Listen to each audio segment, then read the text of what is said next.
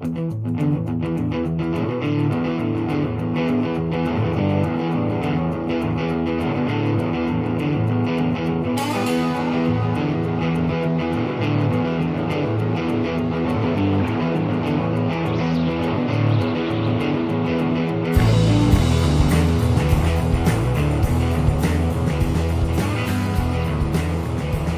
to the Third Man Commentary. I'm Jimmy Stevens.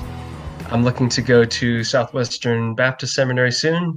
That's about my only credential. I have on here Vincent, good friend of mine. Vincent, you want to introduce yourself? Well, I'm Vincent, and I'm uninformed. Nice. We also have Brian Knapp of revelationary.org. Yes, Brian Knapp. I've been involved in Precept for quite a while now as a co-founder of Choosing Hats, which listeners may be familiar with. And most recently, as you mentioned, revelationary.org, which is an attempt to take Precept and just make it even more approachable to people. It's seemingly a difficult task, but I think it's doable. And I know that's a lot of what you guys are working on too. So great to be here. Thanks. Recently, Cameron Pertuzzi of Capturing Christianity had on Dr. Richard Howe to comment on Van Tillian apologetics, or presuppositionalism as it's sometimes named. And we're going to look at some of his objections, give some commentary. We'll start with a clip of him giving what I believe is his major objection to that particular method of apologetics.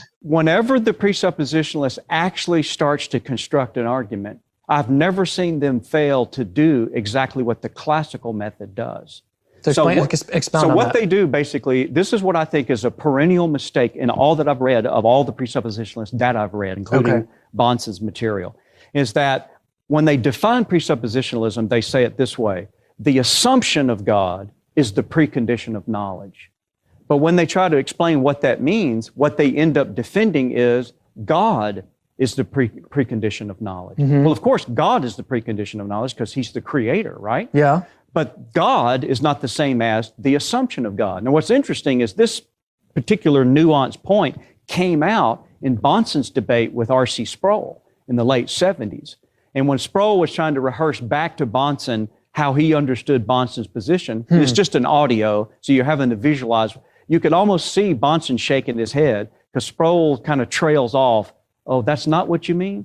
And here's what the issue was. Bahnsen said, no, we're not merely making an ontological point. We're not merely saying God is the precondition of knowledge. And Bahnsen goes on, because that doesn't distinguish the two models. Both the classical, and I think he's right, both the classical approach and the presuppositional approach would agree that God is the precondition of knowledge because He's the creator.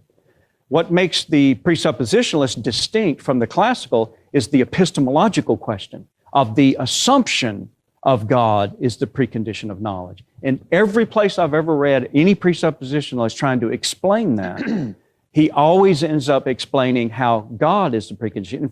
So right away, Dr. Howe, it's interesting that he brings up the debate between R.C. Sproul and Bahnsen. Right away, he arranges this objection by distinguishing ontology from epistemology. And it's actually a rather old objection to Van Til, that Van Tillians confuse epistemology with ontology, that they shift back and forth between the idea of the existence of God or Christian theology being a precondition for the way the world is, or for a situation where humans have knowledge. The idea that God exists being a precondition for knowledge. They shift between that and the idea that, say, God reveals Himself, or that we take the presupposition of God, or we know God, and that's a precondition of knowledge. Right away, I think that, and we'll see this later when we see another clip, but right away, I think it just misconstrues Van Til's metaphysics to make that distinction. When you read Van Til, you see right away that he's working with and presenting a revelatory worldview. That is, he's presenting a picture of the world where God's revelation is actually playing an essential component of the universe. In the way you might think that, well, life wouldn't really work well without gravity, or reasoning wouldn't get off to a very good start without certain rules of inference or laws of logic. On an even more fundamental level, this idea that God creates the universe as a personal ruler of human beings who wants to interact with us, have a conversation with us, reveal Himself to us in everything that's in the universe. That idea is the concept of God that Van Til is working with. But if that's what Van Til means by God is the precondition, when he says God, Van Til is saying the God who reveals Himself in everything that exists. the Christian God who speaks to us through primarily the Bible, but also through natural revelation. If that's what Van Til's saying is the precondition for knowledge, then it doesn't really make sense to distinguish ontology from epistemology. It is certainly an ontological point, but an ontological point that's already pregnant with all kinds of epistemological entailments. Above all of them being the very nature of human knowledge is to be knowledge in the confines of God's interaction, knowledge in the context of God's revelation. One wonders how Howe wants to maintain that distinction if you're reading Van Til charitably. Brian Knapp, do you have any thoughts? I totally agree with that. I think it's important to realize that hard and fast distinction that a lot of people make is not with Van Til's view, and I would say the biblical view of God. I would agree with what Jimmy says. The other thing I would do is mention, as I've been sitting here thinking a little more about what Dr. Howe might have meant and why he's making this distinction between God as the precondition of knowledge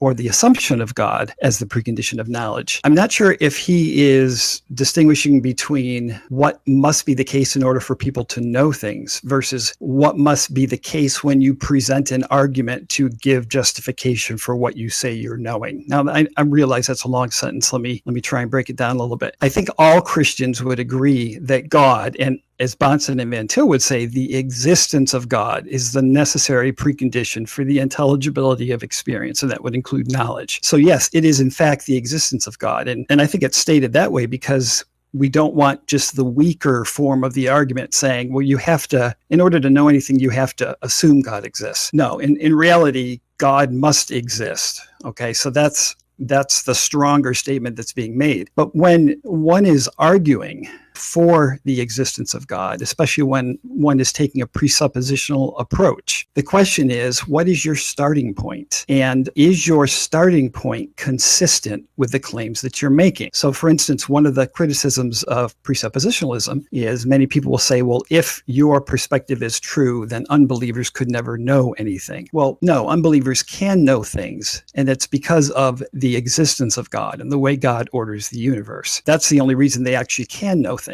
But if we want to have a discussion and it ends up getting into tracing things back, why do you believe this? Why do you believe that? All the way back to your starting point. The question is, what is the starting point? Is the starting point the presupposition that the Bible is true and that the Christian God exists? And I think that is definitely a distinction between the classical approach to apologetics and the presuppositional approach. Both camps would agree that in reality, God does exist and he must exist for us to be able to know things. But the question comes down to when we are presenting our apologetic, when we are making argumentation, and people keep pushing us back to go back and give a justification for whatever claim we make. Does the classical apologist start with the belief in their line of argumentation that the Bible is true and that God exists? I don't believe they do. I believe that's exactly where presuppositionalism is so different. And that's the reason it gives rise to criticisms of circular reasoning and things of that nature. Build off of what I heard. Another issue I take with Howe's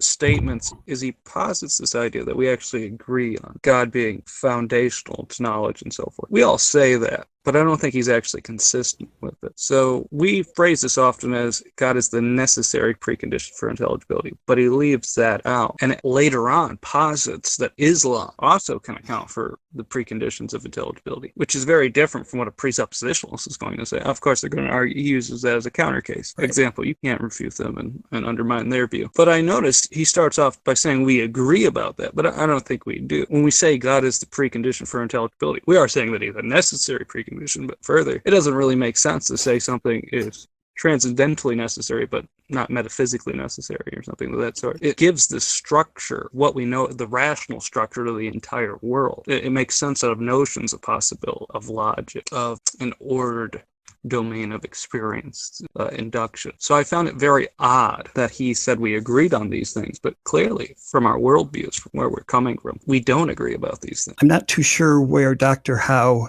would end up with his arguments. If he's saying that his argument conclude that the Christian God of the Bible exists, I would highly doubt that that's what he says. And if he's saying that there are competing theological viewpoints or worldviews such as Islam that are also consistent and would be feasible as a worldview that could account for knowledge and morality, etc., then I would agree with you that, the distinction there for the presuppositionalist is when we say God is a necessary precondition, it's an exclusive thing. Biblical Christianity is the one and only answer to this question or all of these questions, and other types of worldviews that might share more in common with Christianity than say Buddhism, just as a case in point, those do not. And the main reason is, and Van Til talks about this a lot as well, when we argue for the truth of the God of the Bible, we don't do it in a black house fashion. That is, we can't take individual pieces of the nature of God and who he is and his creation and just argue for one thing or argue for two things. What we are arguing for is the entirety of Christianity. And I suspect that is another major distinction between the classical apologist view and the presuppositionalist. Just as a follow-up, some counterexamples to Howe's assumed hard and fast distinction between epistemology and ontology pop up outside of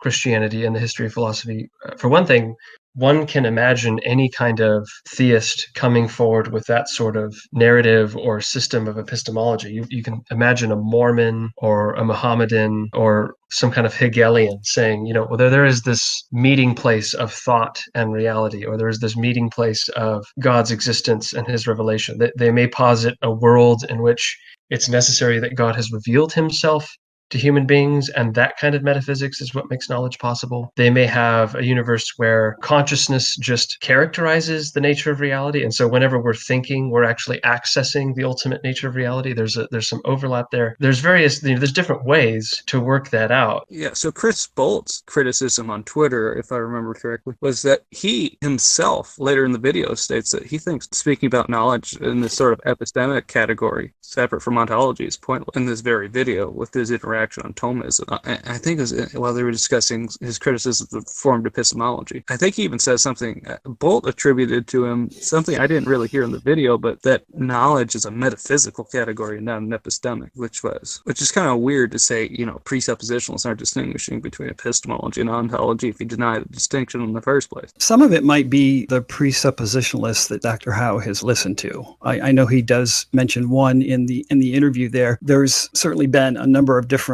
presuppositionalists over the years, and not everybody agrees with every aspect of it, just like any other type of apologetic method. So some of that might be impacting his perception. I am pleased to hear that he has listened to and read Van Til and Bahnsen. I think that's a really good place to start. I just don't think that he is demonstrating that he has read enough of Van Til and understood enough of his view of a variety of different things that apply to this, like the creator-creature distinction and the role of the ontological trinity, those types of things. Jimmy, if you don't mind me asking you, can you unpack the creator-creature distinction for the audience? Yeah, well, so Brian said something that hinted at this just earlier, that Howe seems to think that a general theism, because he goes on later in the video to say Thomism can get you as far as a solid theology and the kind of foundation to which you can add Christianity. But as long as you have that sound theology, then you're working with something of a coherent worldview. The trouble with that is that in order to maintain that position, you have to hold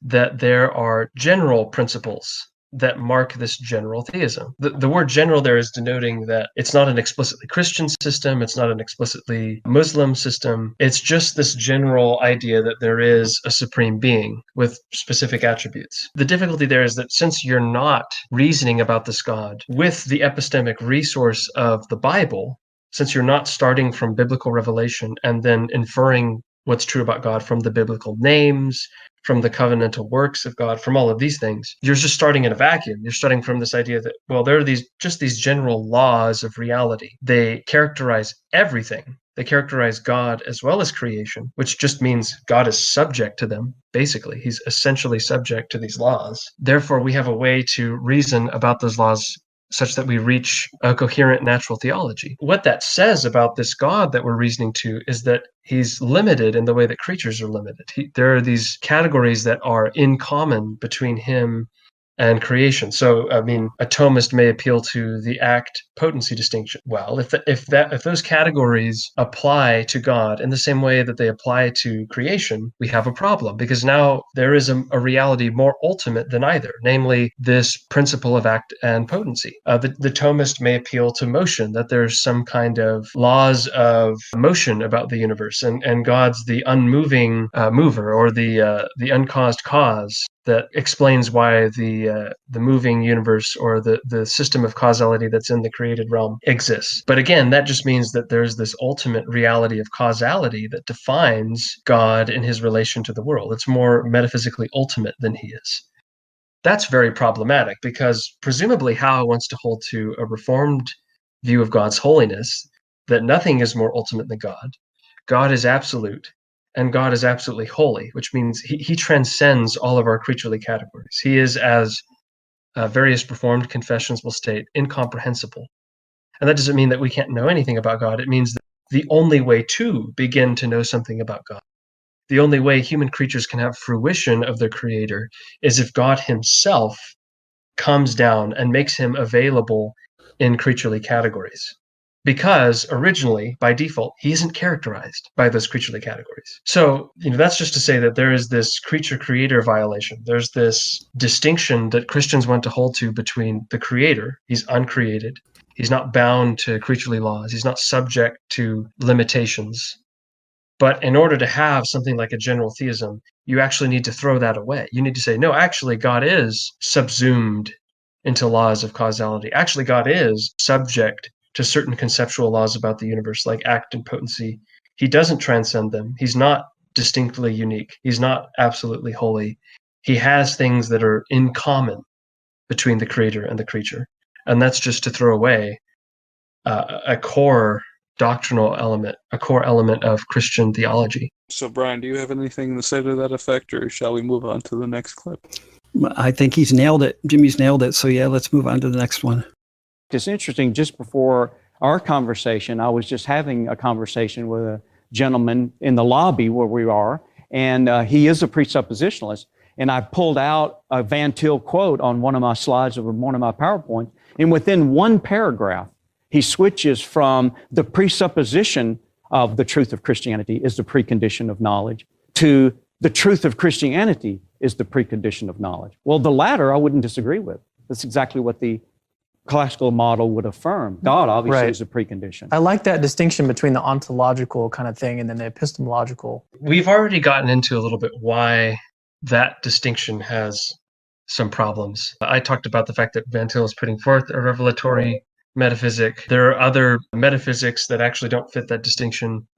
Brian brought up the distinction that Howe may not be respecting, which is certain things that we take for granted when we are making arguments versus certain things that need to hold in order for epistemology itself, in order for a system of knowledge itself to obtain for human beings. Vincent covered the fact that Howe doesn't seem to actually reason consistently with the idea that the Christian God is the precondition of knowledge. Something about interpreting Van Til, Brian actually hinted at earlier, is Howe seems to be unintentionally uncharitable to Van Til and his students. For one thing, it seems odd to refer to a presupposition or the idea that God is the precondition of knowledge as an assumption. That's a very rare bit of language that comes up. I'm not sure, to memory, I'm not sure if Van Til ever uses the word assumption.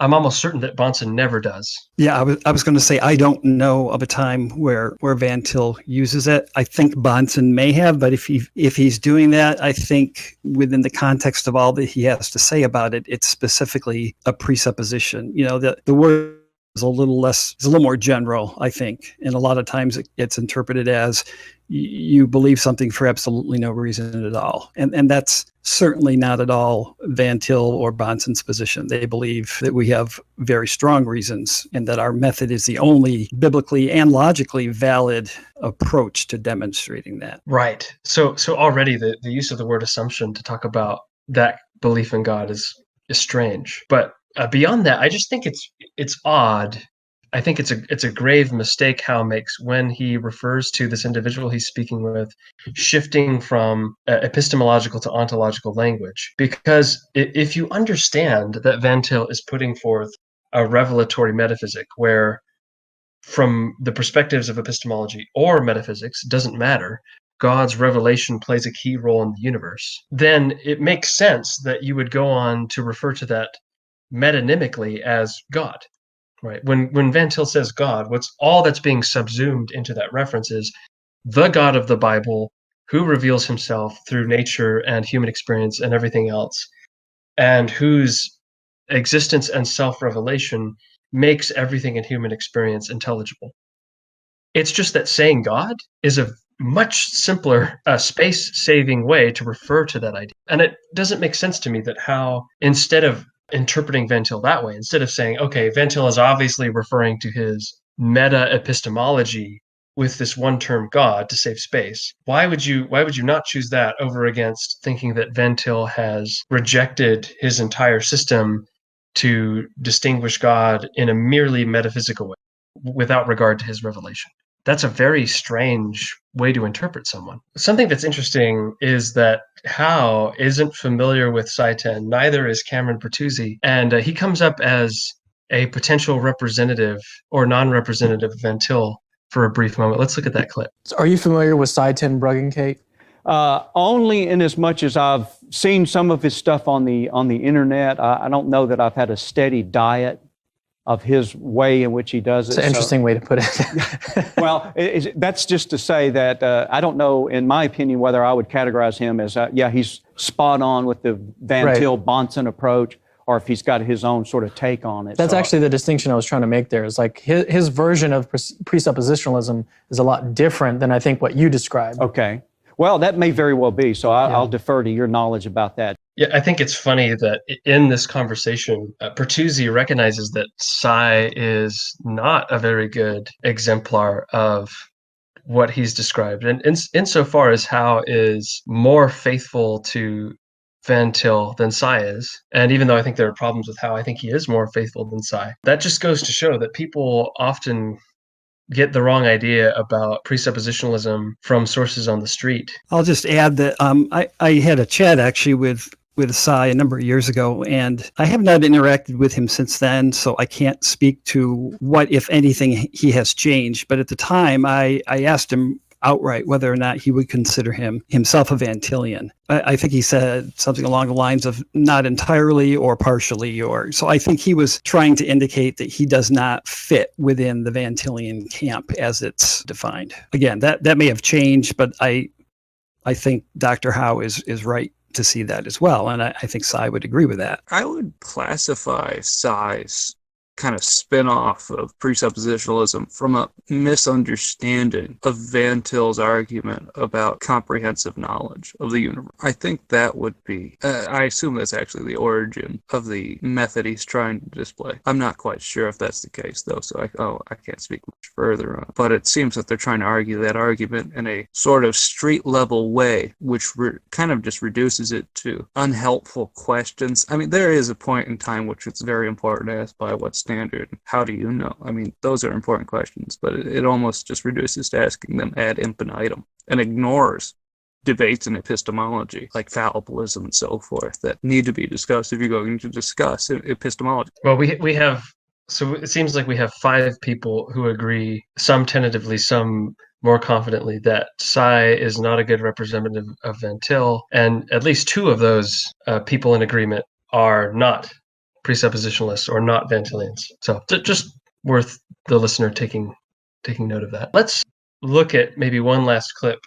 It comes up in the words of Howe that he thinks reformed epistemology, the invention of Plantinga, he brings it up as a distinct category of apologetics from classicalism and presuppositionalism. Major camps of how we do apologetics are divided into what I sometimes call the classical approach, or some people might call it an evidential approach on the one hand, and then the presuppositionalism on the other. And there's a range within each one. Okay. Sort Where of would a Reformed spectrum. epistemology fall in there? Well, actually, Reformed epistemology would be a third category. Okay. I only left it out because it's not as prominent among evangelicals as it might be within a more broad spectrum of Christianity. Okay. And it's generally held by people with a little bit more of a philosophical orientation. So it would be the approach of, say, Alvin Plantinga, taking his philosophy of proper basicality and warrant and these things and applying that to the task of apologetics. So it's kind of a different animal than either presuppositionalism or the classical approach. What I find interesting about Howe's classification here is there's actually two different principles of classification that have an overlap. On the one hand, you have different methodologies of apologetics, that is, different ways of going about defending the gospel. And then on the other hand, you have different epistemologies. This is a more basic issue. This is the idea of what is your theory of knowledge, or what kind of system of knowledge are we using to evaluate various claims and beliefs and modes of reasoning and so forth. I think that's very important because really people tend to reduce presuppositionalism to an apologetic method when actually Van Til's more basic ideas are epistemological. Van Til is putting forth a Christian theory of epistemology much prior to the idea that he's putting forth a distinct method of apologetics. I think there are actually a lot of different ways that students of Van Til have taken his epistemology, different directions. Like you can read John Frame, and John Frame has a very distinct, perhaps softer approach to philosophical arguments and the defense of the faith than, say, someone like Scott Oliphant, or than, say, Van Til's chief representative Bahnsen, something like that. These are other two characters that are going to have, and you have this distinction between Bahnsen and, say, I don't know, Lane Tipton or Scott Oliphant or William Edgar. Bahnsen has this very epistemologically located approach. He's very interested in using certain principles of epistemology like induction, rules of thought, science, morality. He brings up these discussions as focal points for challenging the unbeliever's claim to knowledge, whereas in someone like Oliphant, you're going to find a much more Trinitarian focused approach. You're going to find a bigger emphasis on how the nature of God as triune is a basic element of metaphysics, and when you try to do without it, nothing from morality to epistemology is going to work. So these are just to list very briefly and with hardly any characterization, three different methods that are all vaguely Van Tilian. But the reason they're Van Tilian is because they hold to the same revelational epistemology. They have this idea of God as the absolute, God as the triune person of the universe who must reveal himself in order for humans to fulfill their human God imaging role in thinking about the universe, classifying the universe, ruling over the universe, the way Genesis describes them. So I think Howe is actually stepping on here I think Howe is passing over, unfortunately, a distinction that needs to be made more about Van Til, which is Van Til's really putting forth revelational epistemology. And then we can talk about, it's sort of an in-house debate, we can talk about what method to use in virtue of that. But Reformed epistemology, as opposed to classicalism, is actually a more appropriate contradistinction because it is an epistemology, whereas classicalism is used by both Reformed epistemologists, Thomists, they can even be used by a fideist. There's any number of epistemologies behind that method.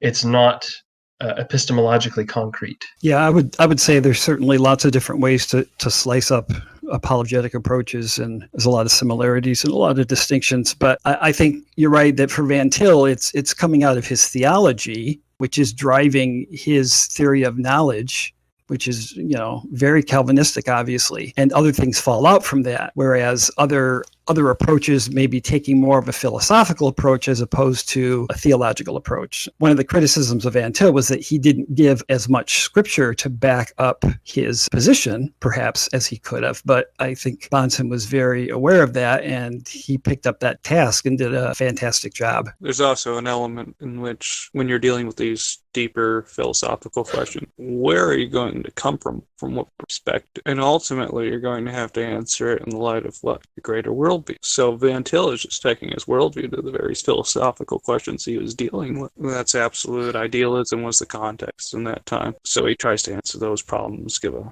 response to those philosophical schools of thought, and provide the reason why you should go with the Christian one over the alternative. So looking at the light of that perspective as well, Howe has the same questions he has to answer, but we all have to wonder what perspective is he going to take to answering them. Seems like he's going to take a stop and reflect general principles that all mankind has, et cetera, view. But I don't think that's a correct view, at least if we're not talking about maybe the sensus divinitatis or something.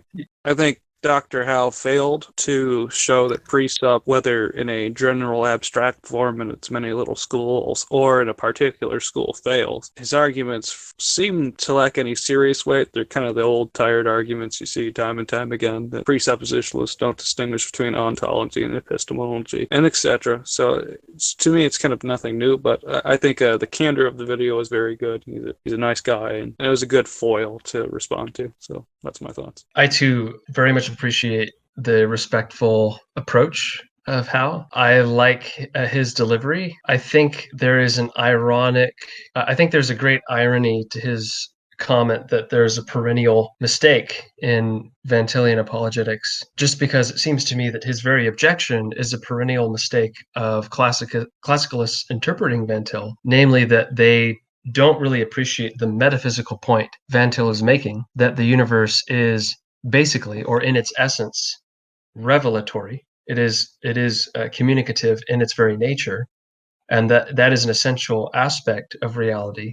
It forms a foundation for human life, for human knowledge, and so it is simply a interpretive error to think that Van Til is shifting between metaphysics and epistemology. One may object to putting the two together the way Van Til has, but instead it seems that Howe, like so many others, is unwittingly missing that vital connection. Yeah, I think perhaps, and evaluating Dr. Howe just on, a 10 or 15 minute video is difficult, obviously. I am curious enough now to go listen to some more of what he has to say, if it's just the interview here. But one of the things that Bahnsen talked about was, I believe he was on an airplane sitting next to, I don't know if it was Craig or Plantinga, I don't remember which it was, and maybe Jimmy, but even individuals, either of those two, with the level of learning that they have, their education, and what they spend their time reading about, no doubt, and thinking about and talking about all the time, were just completely missing what Van Til's point was. And I see that a lot as well with people that criticize presuppositionalism, especially Van Tilianism. It's just not an understanding of what it is that's being said. And like you, I appreciate the approach that Dr. Howe took, and as friendly as he was in regarding talking about presuppers and the criticisms that he leveled. And I think we need more of that today. Well, this has been The Third Man, some commentary on apologetics. I want to say thank you to Brian Knapp for his contribution. And once again, his website is revelationary.org. Thanks for having me on. We'll see you guys next time.